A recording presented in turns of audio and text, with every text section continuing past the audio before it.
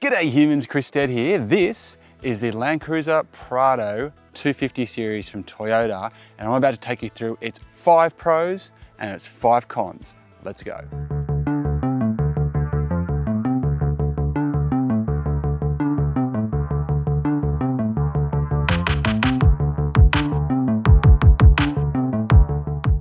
Number 1, it's a beautiful looking car. So different to what I was expecting before it was announced. In fact, at first I was put off by it. Now that I've spent some time with it, I've really fallen in love with its kind of polygonal shape and its kind of retro futuristic feel throughout. There's lots of little details and character quirks in this, and it keeps growing on you the more time you spend with it. So it's a beautiful looking car. Number 2, it's got power to burn. The 2.8 litre diesel engine inside is backed up by a 48 volt mild hybrid system that gives a little bit of extra, I guess, efficiency and fuel economy. But overall, it's got a real punchy kick to it. I'd even call it zippy in the higher drive modes like Sports Plus. It's got plenty of kick up hills. It keeps going. You run out of hill before you run out of power. Off-road, it absolutely handles pretty much all the conditions you could throw it at. So one of the second biggest pro about this is that it's got a lot of meat and raw power to it.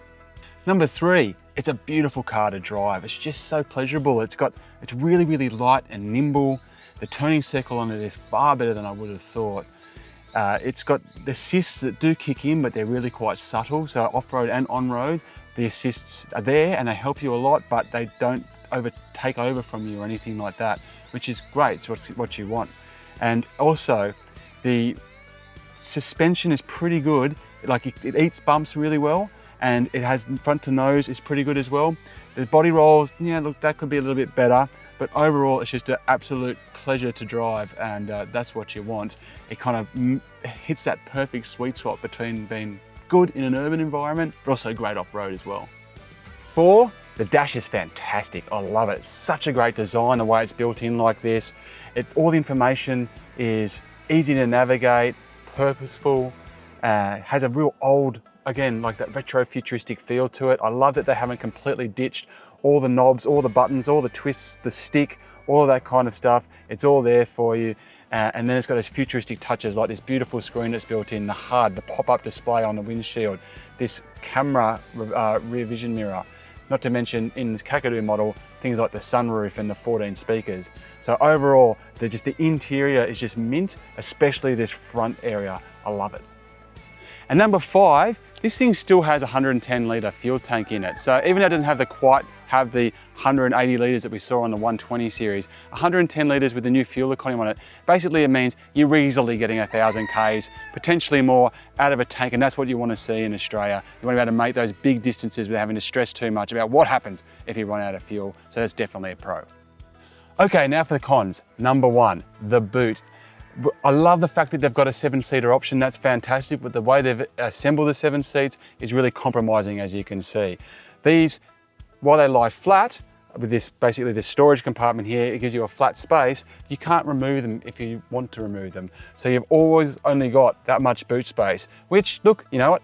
It's big compared to a car, but for your big Land Cruiser Prado, that's a big compromise that you can't have that full open boot space when you need it. Number 2, this back row is not as big as I would have expected or have liked from one of Australia's biggest cars. The reality is that I can't sit in here. My head is kinked like that right now against the roof, and as you can see, my knees don't fit when I've got the seat back for a dad-sized driver. Now, obviously, I don't really often sit in the back row, but I'm telling you, the kids are getting bigger these days. In fact, my 13-year-old son's already pushing past 6 feet, and you want to buy a car like this so it can last a distance with your family, and I'm worried that this back row has been compromised a little too much for that. There should be more space in here. Number 3 is the transmission. So you've got this 8-speed transmission. It sounds great in theory, but it's not quite as smooth as I would have liked. I find that it over revs a bit. I find that it clinks a little bit between gears and it drops when you don't want it to. So I just don't think that the 8-speed transmission is nearly as smooth as I was expecting, considering how lovely it was on the Land Cruiser 300 series when that came out. Number 4, and that's going to be the price. So they're not cheap cars, they're Toyota Prados. They've always been up there because the Toyota brand, means a lot to a lot of Australians. but the prices have gone up generationally, but also on top of that, there's some, post-purchase prices that you need to think about. This includes the short servicing, so they want servicing every 6 months or every 10,000 kilometers. So that's a lot of servicing. That's going to cost you a fair bit. And also you've got things like AdBlue here, which is a new additive that you've got to add to these diesel engines that basically prevents the nitrogen oxides from releasing through the exhaust pipe, and you're going to have to be topping that up. It's not a big expense, but it is another expense. So definitely one of the cons here is that not only the price of the car itself, but the prices you're going to have to pay afterwards just to keep this thing schmick for the foreseeable future. And my fifth con with the Prado 250 series is a bit of a personal worry that I've got, but I think it's a valid one.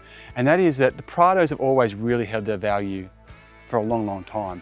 Years after you bought it, you've been able to sell it and not really lose too much on it, just because of their durability and the quality of the experience that they offer.